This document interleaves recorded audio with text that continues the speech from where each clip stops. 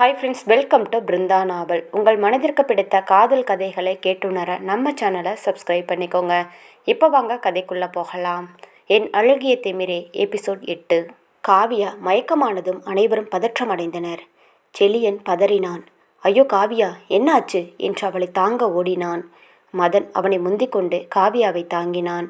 குணா தண்ணீர் தெளிக்க கண் விழித்தாள் காவியா.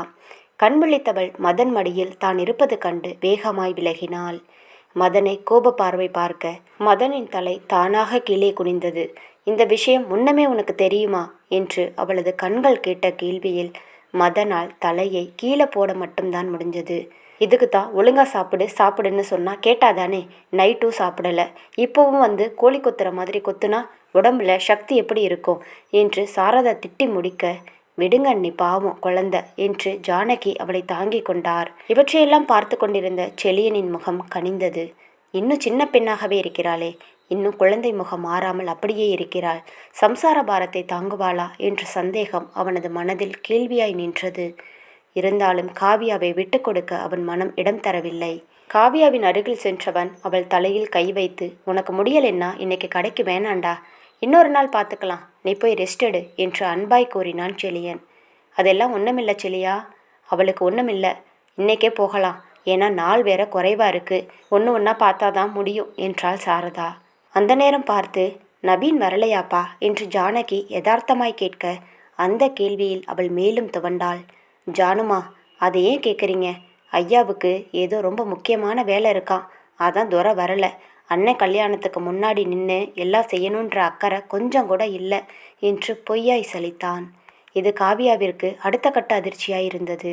இது நவீனுக்கு முன்னாடியே தெரியுமா என்ற கேள்வியுடன் மதனை பார்க்க அவன் தலை ஆமாம் என்று அசைந்தது. கோவிலில் இருந்து நவீனின் ஒவ்வொரு செயலுக்குமான முடிச்சு இப்பொழுது ஒவ்வொன்றாய் அவிழ்ந்தது. அவனது விலகலுக்கான காரணம் இப்பொழுது காவியாவிற்கு தெளிவாய் விளங்கியது. அந்த நிமிடம் அவளது உடல் உயிரற்ற சடலமாகியது. எப்படி முடிஞ்சது அவனால்? உயிருக்கு உயிராக நேசித்த பெண்ணை தான் அண்ணனுக்கு தாரை பார்க்க அவனால் எப்படி முடிஞ்சது? இதுக்கு என்னை கொன்று போட்டிருக்கலாம், ஏன் இப்படி என்னை உயிரோடு கொல்ல வேண்டும்? நான் என்ன பாவம் செய்தேன்? எனக்கு மட்டும் ஏன் இப்படி நடக்குது? எல்லாம் என்னுடைய தவறுதான். வசந்தி அத்தை என் மகனை கல்யாணம் செஞ்சு கொள்ள சம்மதமானு கேட்டபோதே எந்த மகனின்னு நான் தெளிவாக கேட்காதது என் தவறு தான். நானும் என்ன செய்வேன்? காதலிச்சவன் ஏமாற்றாமல் கரம் பிடிப்பான் என்று நம்பினேன் என்ற கேள்வியும் அவளாய், பதிலும் அவளாய். மனதிற்குள் ஊமையாய் அழுது கொண்டிருந்தாள் காவியா. நவீனின் வீட்டில் அங்கு நவீனின் முகத்தை பார்க்க முடியாமல் திணறிக் கொண்டிருந்தான் கார்த்திக். நவீன், நீ செய்யறது கொஞ்சம் கூட நல்லா இல்லை. நீ காவியாவை பற்றி நினச்சி பார்த்தியா? சும்மா இருந்த பொண்ணுக்கிட்ட நீயா போய் காதலை சொன்ன. இப்போ நீ இல்லாமல் அவள் இல்லைன்ற நிலைமைக்கு அவள் வந்துட்டா. இப்போ நீ இப்படி பண்ணுனா இது நியாயமா என்று கொதித்தான் கார்த்திக். ஏற்கனவே காவியாவின் நினைவில் வாடிக்கொண்டிருந்த நவீன் இப்பொழுதும் மிகவும் துவண்டான். அவனது தளர்ச்சி கண்டு மனம் வருந்தினான் கார்த்திக். நவீன், இப்படி உன்னையும் வருத்திக்கிட்டு அவளையும் வருத்தி இப்படி ஒரு கல்யாணம் தேவையா? நான் வேணும்னா அம்மா கிட்ட பேசுகிறேன்டா. செலியன் புரிஞ்சுக்குமா? நான் சொல்கிறத கேளுடா. இதனால் பாதிக்கப்பட போவது நீ காவியா மட்டும் இல்லை, செலியனும் தான். உன்னை மனசில் நினச்சிக்கிட்டு அவள் எப்படி உன் அண்ணன் கூட வாழ்வா? கொஞ்சமாவது யோசிச்சியா? இப்படி யாருக்குமே நிம்மதியில்லாத இப்படி ஒரு கல்யாணம் அவசியம் இல்லடா என்று கார்த்திக் எவ்வளவோ சொல்லி பார்த்தான். ப்ளீஸ் கார்த்தி, நாம் இதை பற்றி இனி பேச வேண்டாம். நான் காவியாவை மறந்துட்டேன். அதனால் என்கிட்ட பேசுகிறத விட்டுட்டு அவகிட்ட போய் எல்லாரும் சொல்லுங்க நான் அவளை மறந்துட்டேன்னு என்றவனாய் வெளியேறினான் நவீன். கார்த்திக் செய்வதறியாது திகைத்து நின்றான். நவீன் கீழே இறங்கி வர எதிரில் வந்த சண்மதி அவனை கண்டுக்காமல் போனாள். சண்மதி என்று அழைத்தான் நவீன். திரும்பி அவனை முறைத்தவளாய், யாரும் என்கிட்ட பேச தேவையில்லை. உன்னை கண்டாலே எனக்கு பிடிக்கல. உன்னை என் அண்ணன்னு சொல்லவே நான் வெட்கப்படுறேன் என்று சீற்றமாய் கூறினாள். சண்மதி, சண்மதி, நான் என்ன சொல்ல வரேன்னு புரிஞ்சுக்கோ என்று எதையோ சொல்ல வந்தான் நவீன். அவனை பேச வேண்டாம் என்று கையமர்த்தினாள் சண்மதி. வேண்டாம், நீ எதுவும் சொல்ல வேண்டாம். நம்பி காதலிச்ச பொண்ணை கைப்பிடிக்க துப்பில்லை, நீ எல்லாம் பேச வந்துட்ட. நீ ஏன் நவீன் அண்ணாவே இல்லை. என் நவீன் அண்ணாவுக்கு அப்படி ஏமாத்துறதெல்லாம் தெரியாது. அவை சுத்த தங்கம். ஆனால் நீ என்று எதுவும் கூறாமல் அங்கிருந்து சென்றாள் சண்மதி. நவீன், வா வா, நகை கடைக்கு போகணும், தாலி செயின் எல்லாம் எடுக்கணும். சண்மதியை கூப்பிட்டா வரலைன்னு சொல்லிட்டா. சரி, நீயாவது கூட வாப்பா என்றார் வசந்தி. இல்லைம்மா, எனக்கு கொஞ்சம் வேலை இருக்குது, அதனால் நீங்கள் மட்டும் போயிட்டு வாங்க என்றான் நவீன். உன் அண்ணன் கல்யாணத்துக்கு நீ தான் முன்னாடி இருந்து எல்லாம் செய்யணும். நீ இப்படி இருந்தா என்ன பண்ணுறது? அப்பாவும் பிஸ்னஸ்னு போயிட்டாரு. நான் ஒரு ஆளாக என்ன பண்ணுவேன் என்று புலம்ப, சரிம்மா வாங்க நானும் வரேன் என்று கிளம்பினான் நவீன். அதே சமயம் கார்த்தியும் வர அவனும் இவர்களுடன் சேர்ந்து கிளம்பினான். நாம் எல்லாம் போகிறோம், ஆமாம் செலியன் எங்கே என்றான் கார்த்திக். அவன் அமெரிக்காவிலிருந்து காலையில் தான்ப்பா வந்தான். வந்த உடனே நான் காவியாவை பார்க்கணும்னு கிளம்பிட்டான் என்று சொல்ல, நவீனிற்கு நெஞ்சிற்குள் ஈட்டியை கொண்டு இறக்கியதைப் போல் இருந்தது. இப்பொழுது எல்லாம் நவீன் தன் உணர்வுகளை வெளியில் காட்டாமல் இருக்க பழகி கொண்டான். அவங்க எல்லாம் கிளம்பிட்டாங்களாம்மா என்றான் நவீன். அவங்க போயிட்டாங்கப்பா, நான் தான் முன்னாடியே போகச் சொன்னேன். காவியா வேற காலையில் மயக்கம் போட்டுட்டாளாம் என்று வசந்தி கூற, நவீன் சடனாய் பிரேக் போட்டு வண்டியை நிறுத்தினான். என்னம்மா சொல்கிறீங்க? காவியாவிற்கு என்ன ஆச்சு என்று பதறினான். நவீன், ரிலாக்ஸ், ஒன்றுமில்லை. ஏன் இப்படி பதற? அவளுக்கு ஒன்றுமில்லை, சரியாக சாப்பிடாமல் இருந்திருக்கா. காலையில் செலியன் வேற போய் அங்கே என்ன பண்ணான்னு தெரியலை. என் மருமக அரண்டுட்டா என்றார் சிரிப்பாய் வசந்தி. அவள் எதுக்கு மயக்கம் போட்டு இருப்பா என்று எங்களுக்கு தான் தெரியும் என்று முணுமுணுத்தான் கார்த்திக். நவீனிற்கு தான் செய்வது தவறு என்ற எண்ணம் ஒரு நிமிடம் தோன்றி மறைந்தது. பிறகு தன்னைத்தானே சமாதானப்படுத்தி கொண்டான். இதையெல்லாம் அறியாத செலியன் அங்கே கடையில் தனக்கு மனைவியாய் வரப்போகிறவளுக்காக நகைகளை பார்த்து பார்த்து எடுத்து கொண்டிருந்தான். உயிரற்ற கண்களுடன் ஜீவனற்ற பார்வையுடன் கல்லோ மண்ணோ என்று நின்றிருந்தாள் காவ்யா. வசந்தியுடன் நகைக்கடைக்கு உள்ளே நுழைந்த நவீனின் கண்களுக்கு முதலில் தென்பட்டது காவ்யாவின் இந்த கோலம்தான். ஒரே நாளில் ஒரு முகம் இவ்வளவு அதிர்ச்சியை காட்ட முடியுமா என்று நொந்தான். திக்கற்ற திசையை வெறித்து கொண்டு மரம் போல் நின்றிருந்த காவியாவை பார்க்கும் பொழுது ஓடிச் சென்று அவளை தன் நெஞ்சோடு அணைத்து கொள்ள வேண்டும் போல் வேகம் பிறந்தது. அடுத்த கணமே தான் அண்ணனுக்கு மனைவியாகப் போகிறவளை தான் அவ்வாறு நினைப்பது தவறு என்று தன்னை நிலைப்படுத்தி கொண்டான். நவீன் வந்ததையோ தன்னை பார்த்ததையோ எதுவும் காவியா அறியாள். அவனை பார்த்த செலியன், டேய், நான் கேட்டப்போ வேலை இருக்குன்னு சொன்ன, இப்போ மட்டும் என்ன என்று செலியன் கேட்க, அதுவா வேலையா? என் அண்ணனான்னு வரும்போது என் அண்ணன் தான்னு வந்துட்டேன் என்றான். டேய், எனக்கு தாலி செயின் எடுக்கிறதுல ஒரே குழப்பம். நீயே கொஞ்சம் எப்பவும் உன் செலக்ஷன் தான் நல்லா இருக்கும் என்று செலியன் கூற, நவீன் ஒரு நிமிடம் தயங்கி பிறகு தேர்ந்தெடுத்தான். அப்போது காவியாவை பார்க்க அவள் இருந்த நிலையிலேயே தான் இருந்தாள். பெருமூச்சு விட்டவனாய், சரி செலியா, எனக்கு கொஞ்சம் வெளியில் வேலை இருக்குது, நான் அதை முடிச்சுட்டு வந்துடுறேன் என்று கிளம்பினான் நவீன். நவீனும் செலியனும் ஒரு வயசு வித்தியாசத்தில் பிறந்தவர்கள். அதனால் நவீன் அண்ணா என்று அழைத்ததை விட செலியன் என்று அழைத்ததுதான் அதிகம். அவனும் அதையே விரும்புவான். இப்படி காவியாவை ஒரு உயிரற்ற பொம்மையாய் வைத்து கொண்டு அனைத்தையும் வாங்கி முடித்தனர் இரு வீட்டாரும். காவியா மதனுடன் பேசுவதை தவிர்த்தாள். காவியா, ப்ளீஸ் என்கிட்ட ஏன் பேசாமல் இருக்க? நான் என்ன தப்பு பண்ணினேன்? இப்படி பேசாமல் இருந்து என்ன கொல்லாதடா என்று மதன் மன்னிப்பு கேட்க அவள் எதற்கும் பிடி கொடுக்கவில்லை. என் கூட பேசலைனாலும் பரவாயில்ல, இப்படி மட்டும் இருக்காத, ஏதாவது வாய் திறந்த பேசு, எனக்கு உன்னை இப்படி பார்க்கவே பயமாக இருக்குமா, பேசுமா என்று காலில் விழாத குறையாக கெஞ்சினான் மதன். காவியாவின் கண் இமைகள் கூட அசையவில்லை. அவளது பார்வை ஏதோ ஒன்று வெறித்து கொண்டிருந்தது. அனைவரும் அவள் மயக்கம் ஏற்பட்டதினால் இப்படி இருக்கிறாள் என்று நினைத்திருக்க, உண்மை தெரிந்த மதனால் அவனை அவ்வாறு விட முடியவில்லை. நவீனை நினைக்கும்போது அவனுக்கு ஆத்திரமே வந்தது. எல்லாம் அவனால் வந்தது. என் காவியாவை அழ வைக்க அவனுக்கு என்ன உரிமை இருக்கு என்று அவனை மனதிற்குள் திட்டி தீர்த்து கொண்டிருந்தான். இரவில் ஏகாந்த நிலையில் செலியன் இரவின் குளுமையை அனுபவித்தபடி நின்று யோசித்து கொண்டிருக்க அவனால் இன்னும் நம்ப முடியவில்லை. கல்யாணமே வேண்டாம் என்று சொன்ன நானா இப்போ இப்படி இருக்கேன்? காவியா ஃபோட்டோ பார்த்த உடனே நான் ஏன் சரின்னு சொன்னேன்? காவியாவிற்கு நான் சரியான ஜோடியா?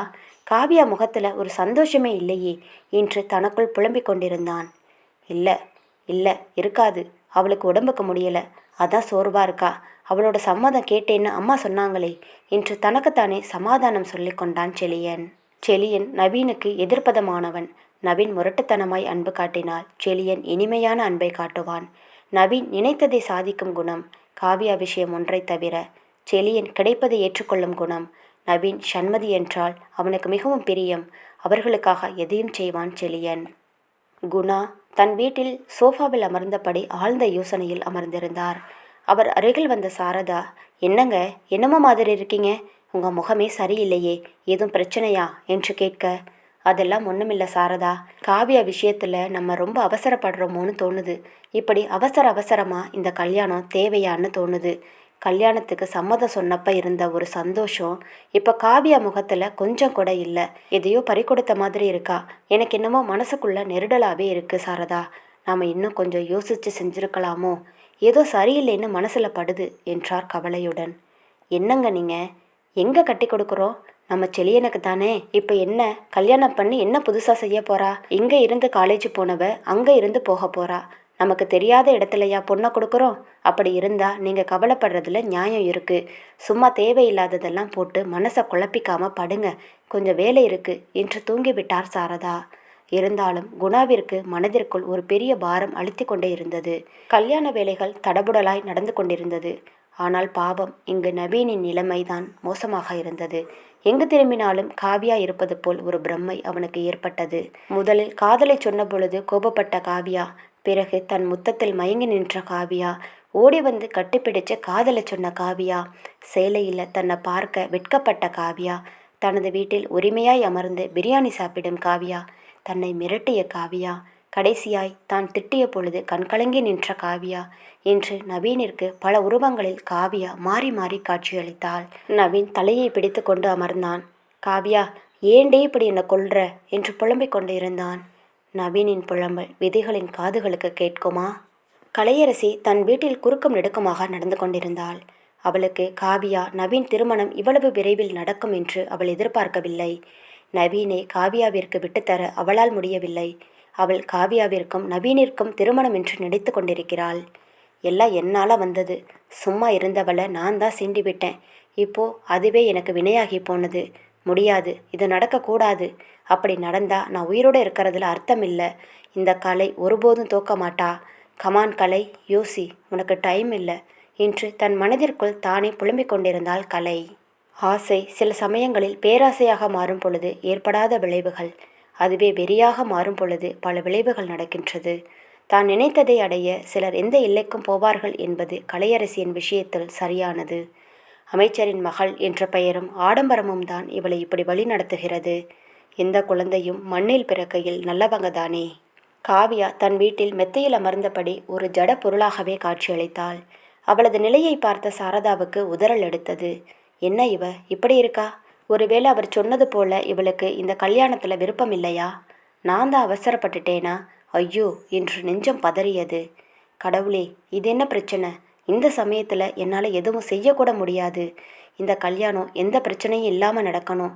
என் பொண்ணு வாழ்க்கை நல்லா இருக்கணும் என்று கடவுளை வேண்டிக் கொண்டார் சாரதா.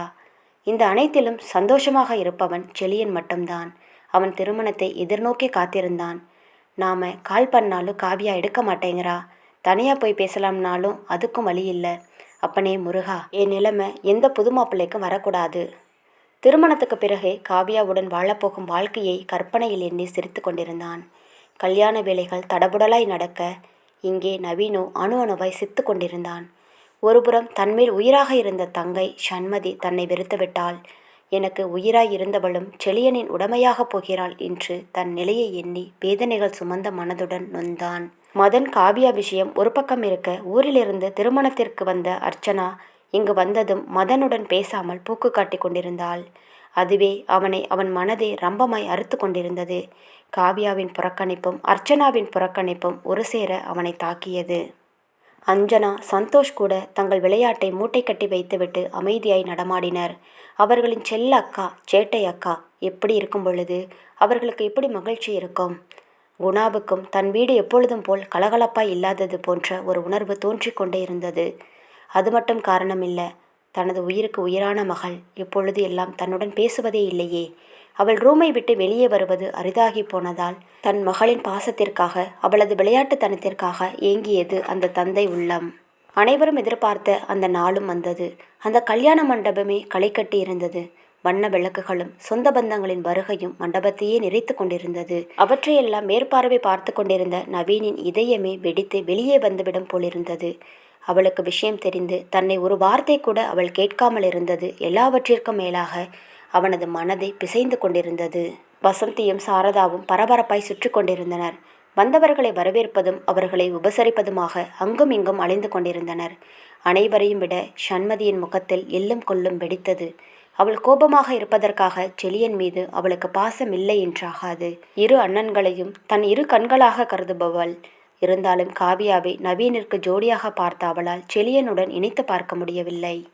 காவியாவின் நிலை அறிந்ததால் எங்கே தனது மூத்த அண்ணனின் வாழ்வும் பாதிக்கப்படுமோ என்று அஞ்சினாள். சம்பந்தப்பட்டவனை அமைதியாக இருக்கும் பொழுது அவளால் என்ன செய்ய முடியும்? மனதில் பாரத்துடன் திருமண வேலைகளில் ஈடுபட்டிருந்தாள். அங்கு காவியாவோ கலையிழந்த ஓவியம் போல அமர்ந்திருந்தாள். 18 வயது பருவ மங்கையாய் ஜொலித்தவள் இன்று வேரோடு பிடுங்கிய செடியைப் போலிருந்தாள். அவளுக்கு நடப்பவற்றை பார்வையாகத்தான் பார்க்க முடிந்தது. அவளுக்குத்தான் சுயத்தை இழந்து பல நாட்கள் ஆகிறதே. அலங்காரம் செய்யாமல் அமர்ந்திருந்த காவியாவை பார்த்ததும் சாரதாவுக்கு அடிவயிறு கலங்கியது. எங்கே தான் பேசினால் எதுவும் சொல்லிவிடுவாளோ என்று அஞ்சிய சாரதா அழகு நிலைய பெண்களிடம் பொறுப்பை ஒப்படைத்துவிட்டு சென்றார். நவீனை கோபத்துடன் வழிமறித்தனர் அனிதாவும் பான்மதியும். அவர்களை சங்கடமாய் பார்க்க, ஏன் சார் இப்படி பண்ணீங்க? அவ உங்களுக்கு என்ன பாவம் பண்ணா? அவ வாழ்க்கையோட இப்படி விளையாடுறீங்க? காதல் வார்த்தையை சொல்லி அவ வாழ்க்கையை நாசம் பண்ணாதான் அவளை காதலிச்சிங்களா? எவ்வளவு ஆசையோடு வந்து சொன்னா தெரியுமா சார்? உங்களுக்கும் அவளுக்கும் கல்யாணம்னு இப்படி அவளை வாழ்நாள் முழுக்க அளவச்சிட்டீங்களே, நீங்கள் நல்லா இருப்பீங்களா என்று தன் உயிர் தோழியின் வேதனையை நேரில் பார்த்த அனிதா கொட்டி தீர்த்தாள். அவள் கேள்விகளுக்கு பதில் சொல்ல முடியாமல் வேதனையுடன் பார்த்து கொண்டிருந்தான் நவீன். ஏய் வாடி, காதலை பற்றி இவரிடம் பேசுகிற அளவுக்கு இவர் ஒன்றும் தகுதியானவர் கிடையாது என்று கூறி பான்மதி அவளை இழுத்து கொண்டு சென்றாள். இதனையெல்லாம் பின்னாலிருந்து கேட்ட கார்த்திக் தனது நண்பனின் நிலை எண்ணி வருந்தினான். அவன் ஏன் இப்படி செய்கிறான் என்று யோசித்து யோசித்து அவனுக்கு தலையை வெடித்துவிடும் போலிருந்தது. ஆனால் ஒன்று மட்டும் உறுதியாக நம்பினான் கார்த்திக், நவீன் எதையும் காரணமில்லாமல் செய்ய மாட்டான் என்று. திருமணத்திற்கான நேரமும் நெருங்கி கொண்டிருந்தது. நவீனால் அதற்கு மேலாக இருக்க முடியவில்லை. கார்த்திக், என்னால் முடியலடா, நீ இருந்து பார்த்துக்கோ, நான் வீட்டுக்கு போகிறேன். யாராவது கேட்டா வெளியே போயிருக்கேன்னு வந்துடுவேன்னு சொல்லுடா. டேய், என்ன விளையாடுறியா? அம்மா கேட்டா நான் என்ன பண்ணுறது? அதுவும் அம்மாவை சமாளிக்கிறது ரொம்ப சிரமண்டா என்றான் கார்த்திக். இல்லை கார்த்திக், என்னால் முடியலடா, அம்மா கிட்ட சொல்லிடு என்று கிளம்பினான் நவீன். மதன் கடமையே என்று வேலை பார்த்து கொண்டிருக்க அந்த பக்கம் வந்த அர்ச்சனா ஒரு இடி இடித்து விட்டு சென்றாள். யாருடா அது இந்த இடி இடிக்கிறது என்று திரும்பி பார்த்தான் மதன். அர்ச்சனா திரும்பாமல் சென்று கொண்டிருக்க, ஆனால் இவளுக்கு இந்த வாழ்த்தனம் மட்டும் அடங்கவே இல்லை என்று மனதிற்குள் சிரித்து கொண்டான் மதன். அம்மா அம்மா என்று அழைத்தபடி அங்கு வந்தான் செலியன். அவனை பார்த்த வசந்தி, என்னப்பா, ஏன் இங்கே வந்த? கூப்பிட்டிருந்தா நானே வந்திருப்பேனே. இல்லைம்மா, யூஎஸ்ல இருந்து என்னோடய ஃப்ரெண்ட்ஸ் எல்லாரும் வந்துட்டாங்கம்மா. வந்தவங்க எல்லாரும் நேராக வீட்டுக்கு போயிட்டாங்களாம். அவங்களுக்கு இங்கே வர வழி தெரியாது.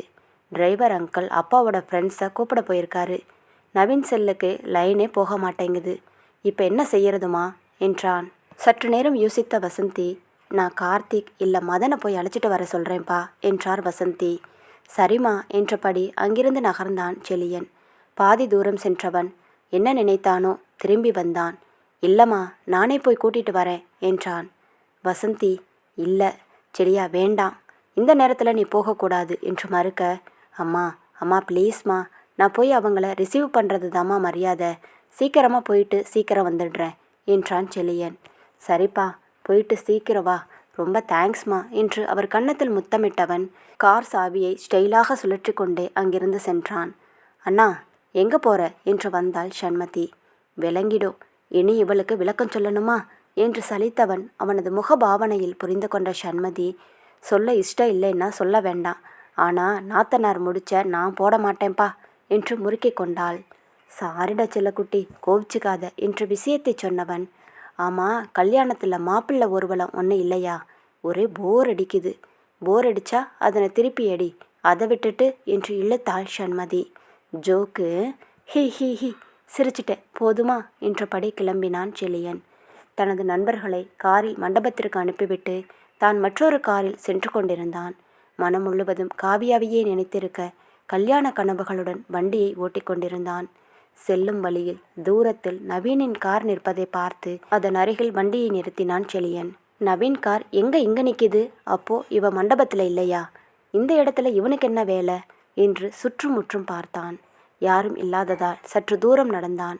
அங்கே நவீனின் பர்ஸ் கீழே கிடப்பதை பார்த்து சற்று பதற்றமானவன் குனிந்து அதை எடுத்தான். யதார்த்தமாய் பர்ஸ் விரிய அதிலிருந்த போட்டோவை கண்டு அதிர்ச்சியானான் செலியன். காவியாவை புடவையில் கோவிலில் எடுத்த புகைப்படம் அவனது பர்சில் சிரித்து கொண்டிருந்தது. அதை பார்த்தவன் அதிர்ச்சியில் உறைந்து நின்றான். இக்காதல் கதை தொடரும். இக்கதை உங்களுக்கு பிடித்திருந்தால் மறக்காமல் வீடியோவுக்கு லைக் அண்ட் சப்ஸ்கிரைப் பண்ணுங்கள். தேங்க்யூ.